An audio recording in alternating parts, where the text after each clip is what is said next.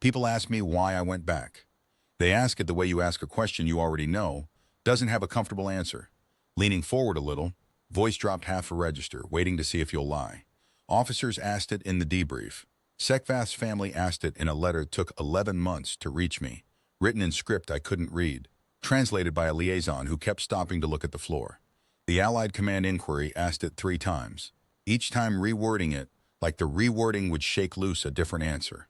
I gave them all the same one. I'll give you that same one later. But if you want to understand what it means, you have to understand what karev-mohn was. Not the strategic picture. You can read the tactical summaries if you want the strategic picture. I mean, what it was on the ground, what the light looked like, what the air smelled like when a building came down 3 blocks over and the dust went horizontal at knee height and turned the whole street the color of old bone. What it felt like to be a human being standing in a Gorrath advanced corridor at midday when the sun was directly overhead and there was nowhere to be that wasn't somebody's kill zone. You have to understand that first. Otherwise, the answer is just a sentence. And a sentence doesn't carry the weight of what it actually cost. I was a corporal in the 2nd attached of the Vethian Allied Ground Formation, which is a long name for a thing that meant we were borrowed soldiers. Human volunteers on loan to a multi-species coalition fighting a land war on a world that wasn't ours. Karev-mohn was the 3rd planetary engagement of the Dasarich conflict, and it was a Class 18 designation, which means the survey teams had cataloged it once, filed it under hostile biosphere, provisional settlement rating pending, and then the Gorrath Consolidated had moved in 18 cycles before we did and built a garrison city in the northern flats that they were very sure no one would ever seriously contest. They were wrong, but they took a long time finding that out. The city was called varek-sohn. I never learned what it meant in Gorrath. What it meant to us, by the time our platoon moved through it, was rubble and smoke and corridors of collapsed infrastructure that the midday sun turned into a kind of furnace. Karev-mohn ran hot at the equatorial latitudes. Not hot the way a desert is hot, patient and dry and still, but hot the way a working engine is hot, radiating outward from every surface it touched. The stone they built with, some local quarried material, orange-gray and dense, held heat like a battery. By noon, the walls were warm to the touch. By mid-afternoon, you could fry rations on an exposed section of foundation if you had 20 minutes and no better option. We'd been in the city for 11 days by the time the Gorrath pushed back. 11 days of corridor fighting. 11 days of moving from block to block through gaps blown in walls by our own engineers, because the streets were Gorrath kill zones and the alleys were Gorrath trap zones, and the only safe way through was the improvised path that didn't exist until you made it. 11 days of learning the texture of the place, which intersections collapsed predictably when stressed, which sections of the old administrative district had subfloor conduit tunnels wide enough to fit an adult human, but not a Gorrath soldier with full combat pack, which buildings had been reinforced and which were already so structurally compromised that a single detonation anywhere in the block would bring them down like a house of stacked plates. The Gorrath built to impress. Every structure in varek-sohn had been designed to project permanence. The thick-walled administrative buildings, the garrison halls with their deeply recessed entry points, the supply depots with the massive stone slab roofing that required 4 Gorrath soldiers to move a single panel.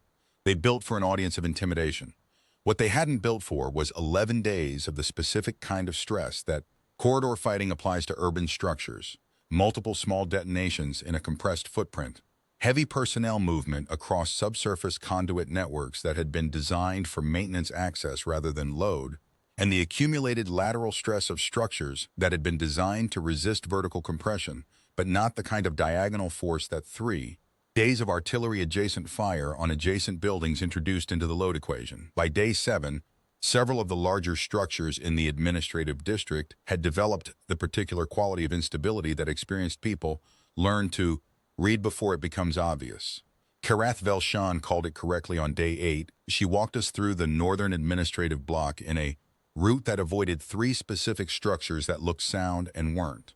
And when I asked her how she'd identified them, she said, "The surface reads wrong." The surface reads wrong was Vethian tactical idiom for a trained structural assessment done fast, and she was good enough at it that I stopped asking and started watching, because watching her do it was more instructive than any explanation. I was a decent structural reader myself, I'll come back to that. Our platoon was 9 soldiers. 4 humans, me, Rook, Desta, and Vasquez, and 5 allied species personnel, the Vethian coalition mix that the ground command liked to put together for the kind of fighting where you needed bodies with different biological tolerances. Our lieutenant was a Vithian officer named karev-mohn, a tall, banded gray biped with 4 operational limbs and a tactical mind I have never seen equaled in 11 years of service since. Vithians carry their threat assessment in their limb configuration. A calm Vithian holds the secondary set of limbs loose, angled down. A Vithian reading a serious threat contracts them toward the core of the body and angles them forward, which looks like they're getting smaller, which is counterintuitive until you understand that for a Vithian, compressing inward is what predator state looks like. Karev-mohn in a fully contested position looked, to anyone who hadn't served with Vithians, like she was anxious. She was not anxious.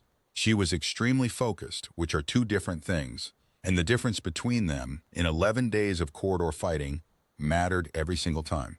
Our sergeant, the alien sergeant, because we had 2, and Karev-mohn held the platoon equivalent, and I held the human-attached equivalent, was Sekvath. I want to be careful about how I describe Sekvath, because what I'm about to tell you is a loyalty story, and those can tip over into sentiment if you're not precise. And Sekvath would have found sentiment about him personally embarrassing and probably also mildly insulting. He was a Varathan. If you've never seen a Varathan in person, roughly bipedal, heavy-framed, with a brow ridge that projected about 4 centimeters over each eye socket, and a skin tone that shifted between burnished copper and dark amber, depending on temperature and threat state. When Sekvath was relaxed, genuinely relaxed, not field relaxed, which is a different thing, he was the color of old hardware store copper. When he was reading a threat, he went amber. When the fighting was active and the adrenaline equivalent was running in his system, he went dark, almost brown. I spent 11 days close enough to Sekvath that I could read his threat state the way you read a sky. I knew what it meant when he went dark amber at 0400 and hadn't said a word yet. I knew what it meant when he stayed copper in a position that should have pushed him to amber.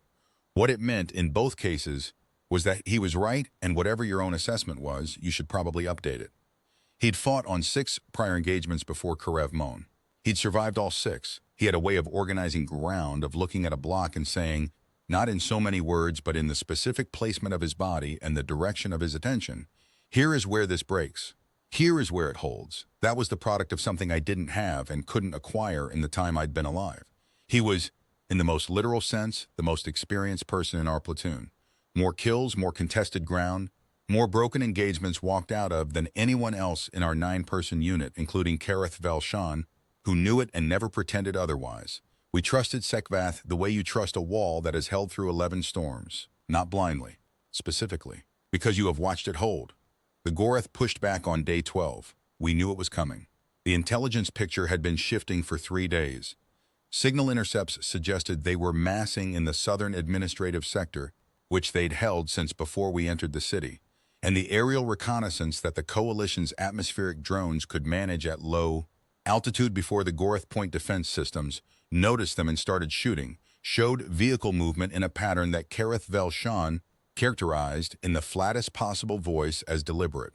She didn't use the word counteroffensive in the briefing. She didn't have to. We all knew what deliberate vehicle movement in the southern sector toward our current position, after 3 days of increasing signal density, meant. It meant we were going to be fighting our way backward through the same 11 days of corridor work we'd just done, but this time under pressure and with the Gorrath knowing the route because they'd mapped it while we were mapping it in reverse. Karev-mohn's plan was clean and correct. The platoon would fall back through the administrative district, moving block by block, using the improvised path we'd already cut as our spine. Each block the platoon cleared, we'd set a denial behind us, not enough to stop a Gorrath assault element, but enough to slow it, disrupt its timing, make it cost something in attention and coordination before it came through. The objective was the northern transit hub, which the Coalition held in force, 2 kilometers from our current position, and about 6 hours of careful movement under pressure. She briefed it at 0600. We moved at 08. The Gorrath, I should tell you, were impressive soldiers. I don't say that to compliment them. I say it the way you say a weather system is impressive, as a factual characterization of something that is trying very seriously to harm you, and which deserves accurate assessment rather than the psychological comfort of contempt. They were large. The standard Gorrath soldier in full combat pack stood a head above my height and was proportioned for the heavy end of bipedal combat, and they were coordinated in the dense formation style that their doctrine favored, which worked well in open corridor space and somewhat less well in the kind of improvised rubble path fighting that the administrative district had become. Their scale armor, the green-gray overlapping plates that ran from the base of their neck to mid-thigh, was rated against the standard-issue munitions that the Coalition distributed to non-human attached units, which meant it was somewhat less rated against what human soldiers carried. That was a known variable. We'd been working with it for 11 days. What the Gorrath had that compensated for the formation flexibility deficit was mass and pressure. They pushed. They were very good at pushing, at applying sustained directional force against a retreating unit, not with the finesse of a flanking movement or the intelligence of a trap, but with the simple geometric logic of a larger body pressing against a smaller one in a confined space, absorbing the cost of the denial obstacles and coming through them anyway on the strength of sheer numerical weight. You could slow them. You could shape the approach. You could not, with 9 people, stop them once they had committed to a direction. The plan was not to stop them. The plan was to stay ahead of them. The first 3 blocks went the way plans go when they're good and the execution is disciplined. Not smoothly, but correctly. We moved. We set the denials. The Gorrath came through behind us roughly where we'd expected them to and roughly at the pace we'd modeled, which is to say faster than comfortable but not so fast that it collapsed our timeline. A denial, in the context of that kind of corridor fighting, was not a fortification. We didn't have the time or materiel to fortify. What we had were the collapse points that 11 days of moving through the administrative district had taught us to identify. A compromised doorway, arch that would come down with the right placement, a load-bearing wall section with a subsurface conduit access that, if you introduced the correct force at the base, would shed a significant mass of material across the corridor behind you. Sekvath had identified most of them in the 11 days going forward. He knew everyone on the route back. He had told us on day 9, in the quiet way he told us things that were going to matter. If we ever need to come back through this, I have positions marked. He had indicated 7 of them with a notation in the unit's shared positional map, a text string in the Varathan character set that translated, I learned later, as holds for now. It was characteristic of him, that notation, not will hold, holds for now. The accurate description of the world as it existed, not the description of the world as you wished it to be. The contact in the first block was brief. The denial slowed them. They spent 40 seconds reorganizing, and we were already in the second block by the time they came through. The second block was tighter. There was a position there, a junction between 2 of the old administrative corridors that funneled approach from the south into a single viable path, and we held it for 70 seconds while the last of our unit moved through, and Rook took a graze across the left forearm in those 70 seconds that bled enough to need wrapping but not enough to change his operational status. He wrapped it himself while moving, which I noted and did not comment on, because commenting on it would have been patronizing. And Rook was not a person who responded well to unnecessary commentary. The second block's denial was the most precise of the 7 Sekvath had marked. He executed it himself, from the rear position, while the rest of the platoon was already in the corridor of the third block. I did not see him do it. I was 3 positions ahead, but I heard the result. A controlled cascade. Not the sharp report of a detonation, but the longer, layered sound of a structural sequence coming down in the right order, each element contributing to the next, material mass building on material mass until the approach corridor behind us was closed to anything that couldn't climb over roughly 4 meters of dense orange-gray rubble. The Gorrath could do that, but it cost them time.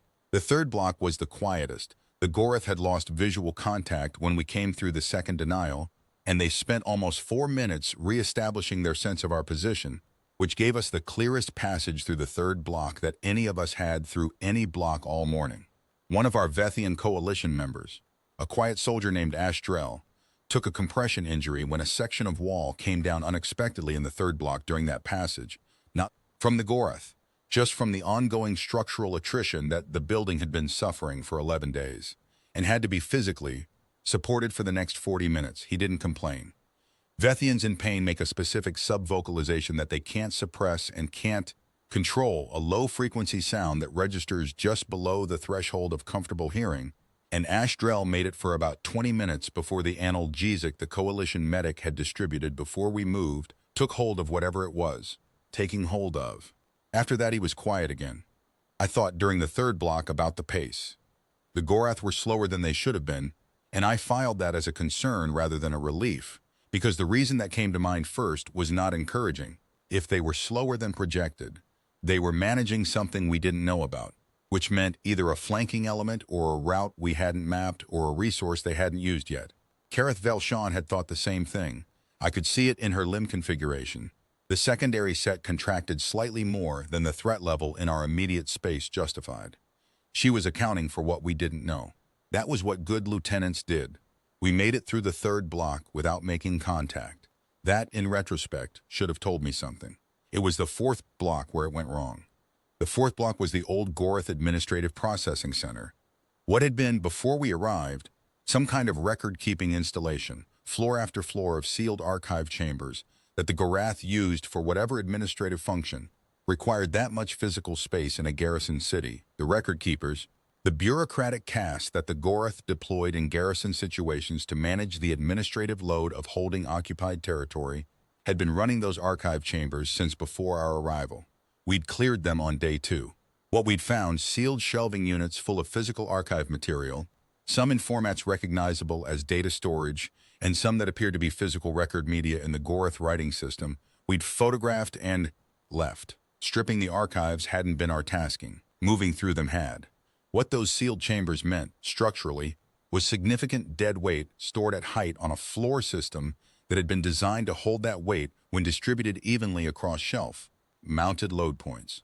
By day 12, with the cumulative stress the building had absorbed, several of those load point connections had fatigued. The weight was still there. The connections were not what they had been. It was, of all the structures we'd moved through in 11 days, the most heavily built on the exterior. Thick-walled, deeply braced, constructed in the Gorrath style that favored mass over elegance. The kind of structure that, when you looked at it from the street, you thought, this thing was built to last. Built to absorb whatever the climate threw at it and simply continue existing. That was what made it dangerous. The same properties that made it resilient to weather and ordinary stress made it unpredictable under the kind of loading it hadn't been designed for. By the time we entered it, the building was compromised in ways that the exterior gave you no information about. It looked solid. It was not solid. It had been for some days in the process of negotiating with itself about what it was going to do. It made its decision about 40 seconds after our rearguard element came through the eastern entry point. I was in the middle of the column, between Desta ahead of me and Vasquez behind, when the floor on the second level decided it had been asked to hold weight for the last time.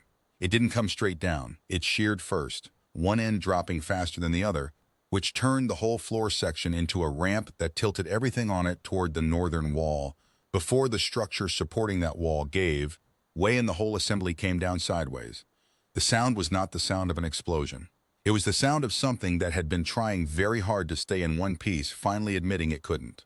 A deep, grinding exhalation. Like the building was letting out a breath it had been holding since day 3. I remember the dust. I remember the way it moved, not billowing, not rolling, but erupting outward in a flat wave at knee height, so fast and dense it was white. I remember coming down hard on something that was not the floor that had been there 30 seconds ago.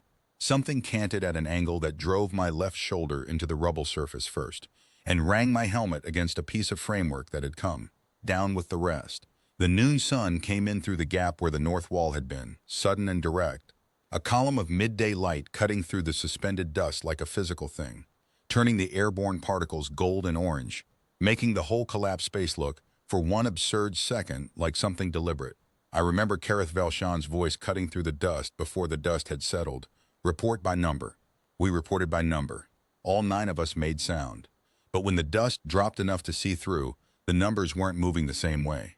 Sekvath was in the back third of the column, where he usually positioned himself during movement through compromised structures. The logic being that the front element reads the ground first, the middle executes the primary route, and the rear element needs the most experienced judgment to manage contact and improvise around what the forward elements have already passed through. It was correct positioning. It was exactly where he should have been. It was also, given where the floor chose to shear, the worst place to be. He was pinned under a section of the framework that had come down with the north wall, a structural element made of the same dense orange-gray stone, not a weight that could be moved by hand in any reasonable timeline, and lying at an angle that put load across his lower torso and one leg in a way that his biology was not going to handle well. He was conscious. He told us he was conscious in the flat, factual way Sekvath communicated everything, without inflection, as if reporting his own status were the same category of information as reporting weather. His skin was amber. Not the dark amber of active threat state, lighter than that, closer to the copper of rest, which meant the adrenaline equivalent was either very high or had already peaked and was doing the thing that comes after the peak, which is not always better. Gorrath assessed the structural situation in approximately 8 seconds. I watched her do it, the way her eyes moved, the way her 4 operational limbs shifted in the specific Vithian pattern that indicates rapid load. Calculation, and then she looked at the ceiling of what remained of the room, and then at the eastern and western walls, and then she said, quietly and without any inflection I could read as anything other than operational, "We cannot clear this in time." She was right. We all knew she was right. The load on the framework section was not a hand clearance problem. It required either powered equipment we didn't have, or a deconstruction approach that would take 20 minutes minimum in ideal conditions, and these were not ideal conditions, because the Gorrath element we'd been staying ahead of for 3 blocks was approximately 60 seconds behind our rearguard position when the floor came down, which meant they were now approximately 90 seconds behind it, which meant we had 90 seconds in which to get our 9 people out through the western exit before an assault element came through the eastern one. 80 seconds, actually, by the time karev-mohn finished the sentence. She gave the order, the correct order. The order that kept 8 people alive and did the math correctly and was, in every respect that can be measured operationally, the right call. Move. Western exit. Now. I moved. We all moved. That's what you do when you're given an order in a braking situation by a lieutenant you trust. You move? Because the alternative is to stand still and negotiate with a collapsing situation while the situation continues to collapse, and that's not a negotiation that favors you. I moved through the western exit. I counted the bodies passing through, karev-mohn first, then Desta, then Rook, then Ashdrel, still being half-carried by one of the Vethian soldiers. I came through. Vasquez came through. The 2 remaining Vethian soldiers came through. 8 people through the exit. I moved to the rally position, a section of the foundation, 20 meters from the exit, behind a wall section that was load-bearing and therefore more likely than average to still be standing in 60 seconds. I faced forward the way you face forward after a crossing movement, waiting for the next order. Gorrath was already giving it. Movement order, the route through the 5th block, the next denial position. Her voice was level. Her tactical assessment was operational. Her 4 limbs were steady. I stood at the rally position and listened to the order. I counted to 3. I turned around. I want to be precise about what happened in my head in the 4 seconds between karev-mohn finishing the order and me turning around, because this is the part people always want to understand and almost nobody ever does. And I would rather explain it badly than let it go unexplained. It was not emotion. It was not a rush of feeling that overrode my judgment. I was not angry. I have never been angry in a combat situation. Not once in 11 years, because anger is a warm thing, and warm things spend energy in directions that aren't useful. And I have always been a cold person in the way that some people are cold not as a descriptor of their personality, but as a description of how they run. My baseline temperature is low. It stays low when things are bad. It is sometimes lower when things are very bad. What happened in those 4 seconds was more like arithmetic. Sekvath was pinned under framework that a Gorrath assault element would either ignore or use for cover. The Gorrath had not, in 11 days of fighting in karev-mohn, demonstrated any particular interest in managing allied species prisoners. What they had demonstrated in 11 days was a very consistent operational approach. Clear the space, secure the route, move through. Sekvath pinned under rubble in a space they were moving through was not, in that operational logic, a tactical problem they would stop to solve. The arithmetic was, Sekvath would not survive the next 4 minutes without someone in that room. The second piece of arithmetic was, the assault element was now approximately 45 seconds from the eastern entry point. The third piece was, I was the fastest person in the platoon. Not by a significant margin, Desta was close, and one of the Vethian soldiers had a longer stride and better endurance over distance. But over short distance in confined space, in rubble that required reading the surface quickly and placing your feet correctly, I was fastest. I had grown up on ground that required it. The reflexes were older than my military service. They were older than my memory of learning them. The fourth piece was, none of the 8 people standing at the rally position were going to turn around. Karev-mohn had given the correct order, and they were executing it correctly, which meant the only piece left was the question of whether I was going back. 3 seconds of arithmetic. 1 second of being honest with myself about the answer. That's all it was. I don't want to make it more than it was, because making it more would be a lie, and it would also be disrespectful to what it actually cost, which I'll get to. I turned around. I moved back through the western exit at a run.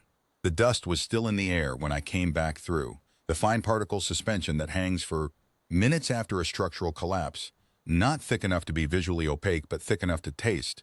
Fine stone powder in the drier particulate of the Gorrath's archived materials, whatever they'd stored in those sealed chambers that was now distributed evenly through the entire breathable volume of the space. The sun came in through the collapsed section of the north wall in a way it hadn't before. Direct overhead, the full noon angle cutting down through the gap in the structure and hitting the rubble field at an angle that made it look almost deliberate, like a stage light pointed at a very specific piece of floor. The shadows were short and directly vertical, and the orange-gray stone surfaces that faced upward were lit as bright as any surface I'd seen on karev-mohn. Dust moved through the beam in slow orbital suspension. It was, for one fractional second before my focus came back to the work, almost beautiful. Sekvath was still where he'd been, still conscious. His eyes tracked me when I came through the exit, which I noted and then put aside because the relevant information was the structural configuration, not the status confirmation, and I had approximately 30 seconds before the Gorrath came through the eastern wall. The framework section was the kind of dense stone I'd described, too heavy for hand clearance, but the low geometry wasn't as bad as karev-mohn's assessment had suggested. She'd looked at it as a removal problem. I was looking at it as a leverage problem, which is a different calculation. Not better, necessarily, but different. The framework was lying at an angle with one end elevated and the other end embedded in the rubble below. The embedded end was what was generating most of the load on Sekvath's lower body. The elevated end, if you applied force at the right point, would torque the whole section around the embedded end as a pivot, and shift the load distribution enough that a Varathan sergeant with working upper limbs could drag himself clear of the contact zone. I needed a lever. I had a demo rod in my kit standard issue, a 30-centimeter titanium bar with a beveled edge on one end, designed for exactly this kind of mechanical problem. I had it out before I'd finished assessing the geometry. I had the placement calculated in the 3 steps it took me to cross from the exit to his position. I heard the Gorrath come through the eastern entry point as I was setting the placement. Not one, a 4-unit element. The standard advanced clearance team, moving in the Gorrath formation style that favored width over depth, 4 abreast, which is efficient in open corridors and very inefficient in rubble fields. They came through the entry point and spread to their preferred width, and the 2 on the outside immediately encountered the rubble field that was now most of what the room contained, and their formation compressed toward the center, toward the gap where the original floor was still roughly intact, which was the gap I was kneeling in. I set the lever and applied force. What I will tell you about the next approximately 90 seconds is that I am not able to give you a clean moment-by-moment account because that is not how memory works under those conditions.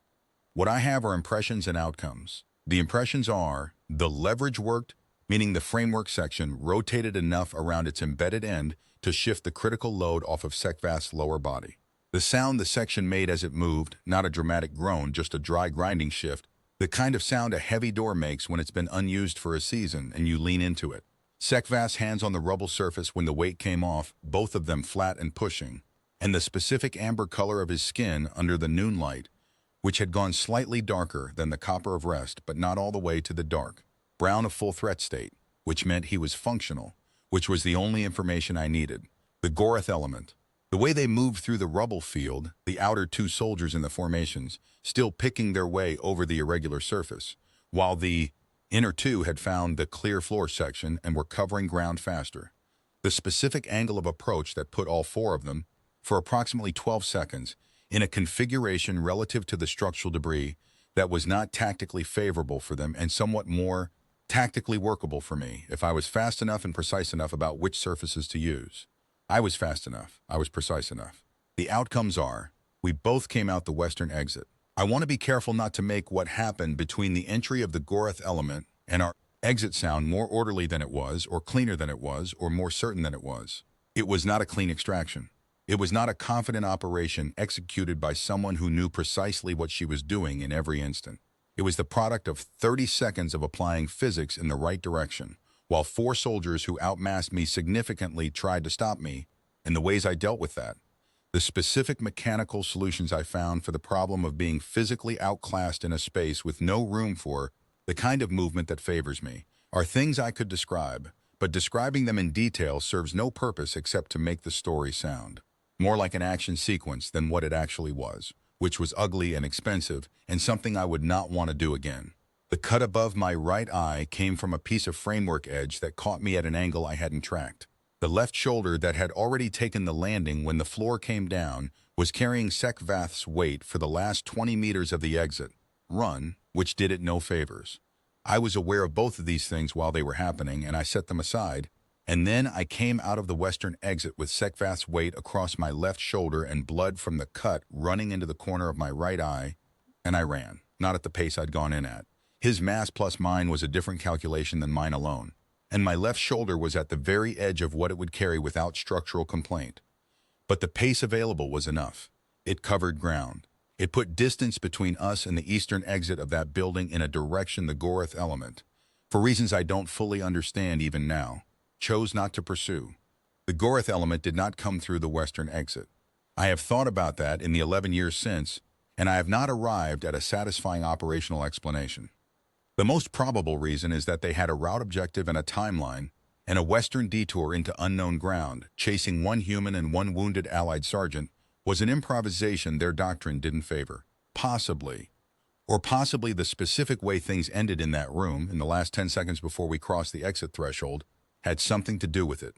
I will leave that particular speculation to others. We were 2 blocks from the rally position before I had enough operational slack to take a full breath that wasn't task managed.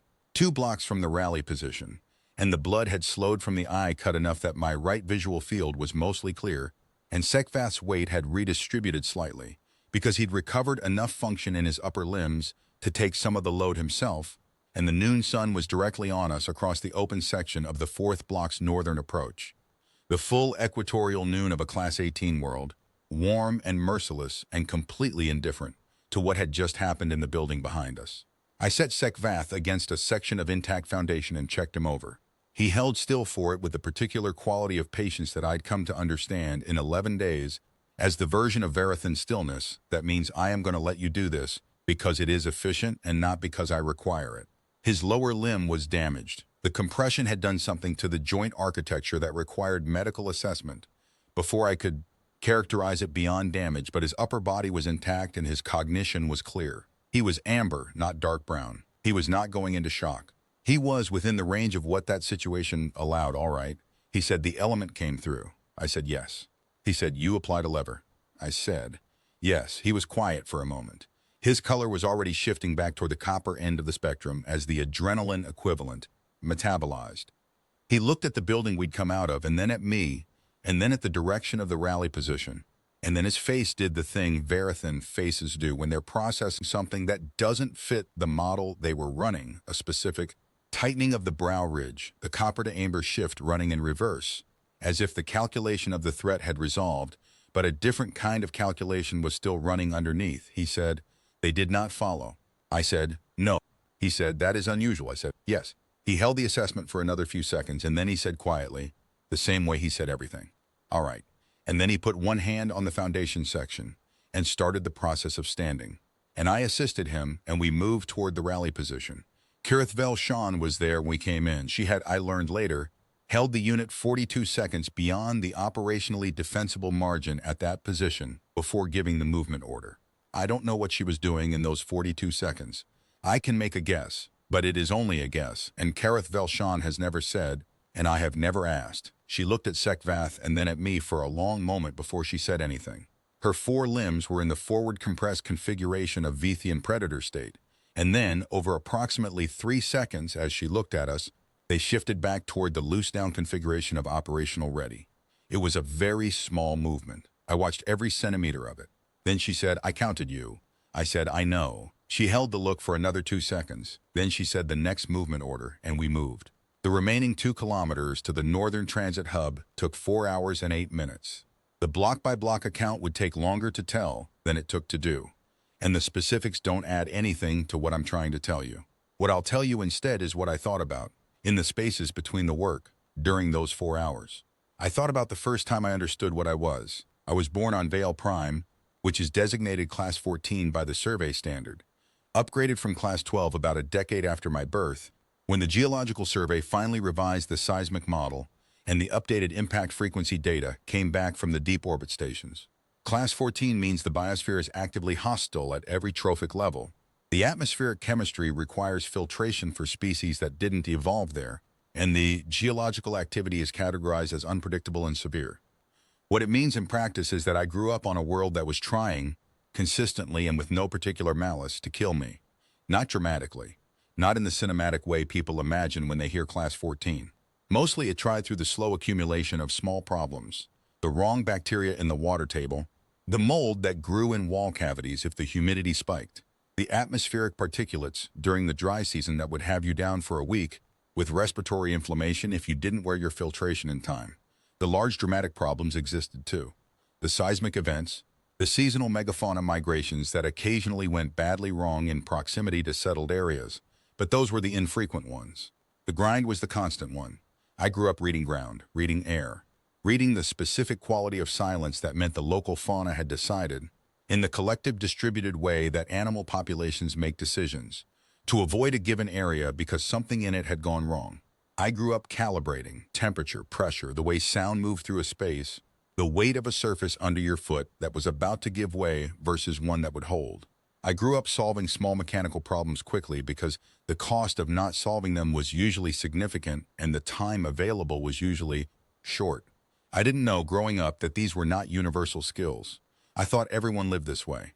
I thought the attentiveness I developed, the constant low-level read of every environment I moved through, was something all species did, because it seemed to me that not doing it would be an extraordinary risk to take with your life.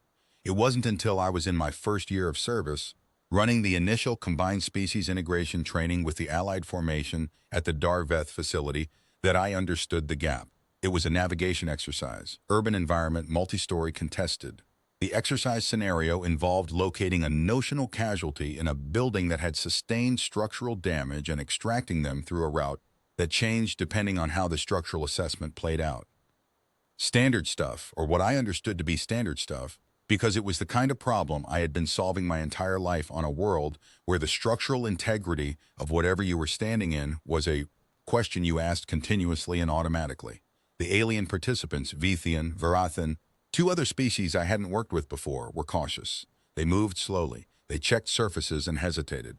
One of them, a Vethian officer I eventually came to know well, stopped at a threshold and spent almost a minute assessing the floor conditions before committing to crossing. I walked past him, read the floor in the 2 steps before the threshold, crossed it, and was in the next room before he'd finished his assessment. He wasn't wrong to be careful. He was doing exactly what his training told him to do.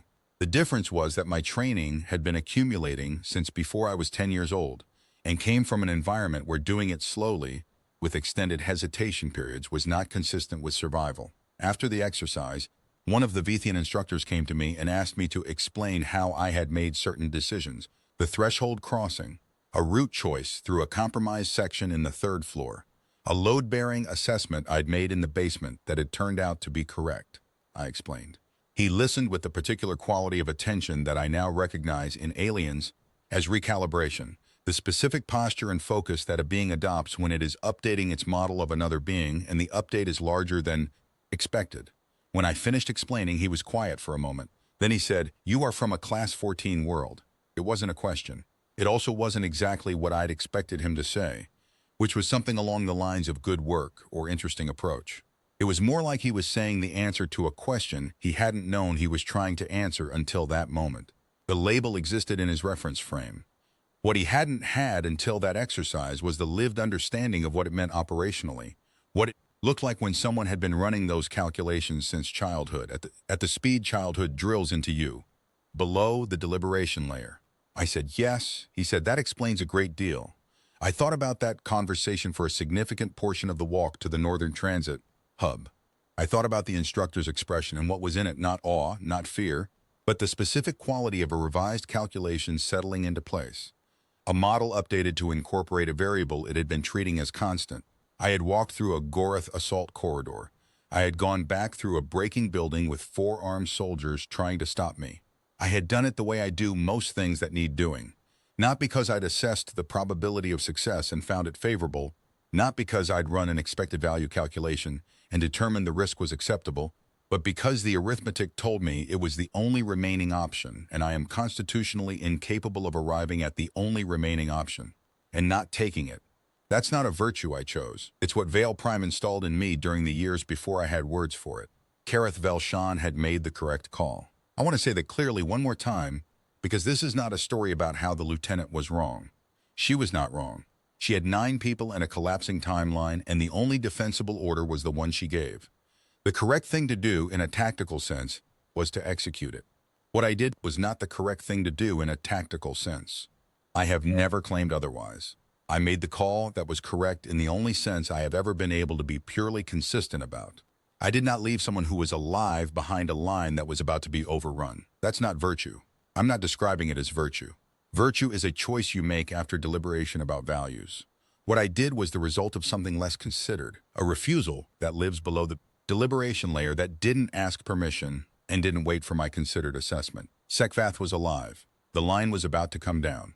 Those were the 2 relevant facts. Everything else was in the moment arithmetic. We reached the northern transit hub at 1442 local. The coalition forces holding it had been updated about the situation in the 4th block. Karev-mohn had reported it on the move, correctly, and there was a medical element waiting for us at the secure entry point. They took Sekvath first. They took Ashdrel second. They came for me third, and by that point I had been sitting on a piece of foundation near the entry point for about 3 minutes, doing nothing in particular except existing, and the coalition medic who approached me was a Vethian and looked at the blood on my face and the state of my kit and said something in the Vethian dialect I didn't follow completely. I said, "I'm fine." He said in the trade language, "You are not fine, but you are fine." I said, "Yes." He had me for 20 minutes. He closed the cut above my eye with a Vethian medical bonding compound that leaves a faint ridge when it sets, which mine still has, which I notice every morning in the mirror without particular feeling. He assessed my left shoulder and told me 2 things were strained and I should avoid heavy load bearing for 36 hours. I received that with appropriate seriousness. The debrief happened 4 hours later, in the command section of the transit hub, in a room made of local stone that smelled of the same fine particle dust the entire city carried by that point in the campaign. Karev-mohn sat to my left. The Coalition Ground Command officer, a Varathan colonel named Gorrath, sat across the table. He had the wide-set orbital structure of the Varathan line and the copper-amber coloring of a soldier in late career, experienced enough that the threat state shift had settled into a kind of permanent amber neutral that didn't spike easily. He had fought alongside human soldiers twice before my platoon's attachment. He ran the debrief in the trade language, which was appreciated. Karev-mohn gave her account first, complete and accurate in every particular, including the 42 seconds at the rally point. She described it without editorializing. Then it was my account. I gave it in the same way. When I finished, Gorrath was quiet for a moment. He looked at me the way he had been looking at me since I came through the door, not with hostility, not with the particular quality of an officer who had already decided how to characterize what I'd done and was waiting for the account to confirm it, with the expression of a soldier who had fought on contested ground for a long time and knew the weight of decisions made in collapsing situations and was preparing to put this one on the scale. He said, "Corporal Drach, you re-entered a compromised structure occupied by an enemy assault element, alone without authorization after being ordered to withdraw." I said, "Yes," he said. "Do you understand that the authorized response to your lieutenant's order was to comply with it?" I said, "Yes," he said. "Then explain why you did not." I could have given him the arithmetic. I had it ready, the load geometry, the leverage assessment, the timing, the mobility comparison, the operational conclusion, the full sequence that started with Sekvath's position and ended with me at the western exit. I had it precise and sequential, and it would have taken 4 minutes to deliver, and it would have been completely technically accurate. I looked at him for a moment. Then I said, because he was still breathing. The room was quiet. Gorrath looked at me. Karev-mohn looked at neither of us. One of the unnamed officers made a small sound I couldn't classify. Gorrath said, "That is not an operational justification." I said, "No." He held the look. I held the look back. He had the coloring of a soldier who did not spike easily, but the particular quality of his stillness in that moment was not the stillness of someone waiting for a different answer. It was the stillness of someone who had received the correct answer and was deciding what to do with it. He said, "This inquiry finds no basis for disciplinary action. The outcome of Sergeant Sekvath's extraction is noted in the record." A pause. The record will also note that the authorized order was disobeyed. I said, understood. He said, dismissed. I stood, nodded once to karev-mohn, who was looking at the table, and left. Sekvath was in the medical section when I passed. The door was open. He was on a recovery platform, awake, his color back to copper. He watched me cross the doorway. I stopped, said, I heard the order. I said, I know. He said, you turned around anyway. I said, yes. He was quiet for a moment. Then he said, why? I said, because you were still breathing. He held the look. Not the look of someone running a calculation, the look of someone who had had a thing, confirmed that they had suspected without being able to name it. He said, that is the reason. I said, that's the only one. He didn't say anything else. Neither did I. After a moment, I walked on. That was 11 years ago. Sekvath recovered full function in his lower limb and returned to service within 4 months. He served another 6 years before his retirement. I received a letter from him through the Allied liaison each year at the anniversary of the karev-mohn engagement. Never long. Never more than a paragraph. Always in the precise, flat way he communicated everything. The letters reported that he was well, the work was adequate, he hoped I was also well. The last letter came 8 months ago. I wrote back as I always did. People ask me why I went back. They want to hear about the loyalty, because loyalty is the word they reach for when they're looking for a frame to hold the thing. It's not a wrong word, but it's not precise enough. What I can tell you is this. I am from a world that spent my entire childhood trying to kill me. Not dramatically, mostly through the slow, patient accumulation of small problems that required continuous attention and fast responses, and a willingness to commit to the only remaining option without waiting for the deliberation layer to catch up. I learned on that world not to leave a calculation unresolved. The arithmetic, done honestly, usually tells you what you already knew before you started. Sekvath was still breathing. That was the arithmetic. The rest was just turning around. When deathworld asked me to explain myself in that debrief room, what I gave him was the conclusion, not the training. Not the 18 years of growing up on a Class 14 world that had quietly installed in me a set of reflexes I don't have access to at the deliberation layer. Not the thing the Vithian instructor saw at Darveth and labeled with the name of my world and then set down again satisfied as if the name were sufficient. Just the conclusion, because he was still breathing. It's the only explanation I have that's true. The arithmetic that led to it is real and I can give you any of it. But none of it is the reason. The reason is the conclusion, arrived at in the space between karev-mohn finishing the order and me counting to 3. Some things you decide with your whole body, not with the deliberation layer. Some things are decided for you, by the person you became on the ground you grew up on, and all the deliberation layer gets to do is watch. I turned around. That's the whole story. The room is quiet every time I tell it. I've told it a handful of times in 11 years, and it has never failed to produce that specific quality of silence. Not the silence of an audience, waiting for a punchline that hasn't arrived, but the silence of people who have done the arithmetic themselves and come out where I came out. They know why I went back. They just needed to hear it said.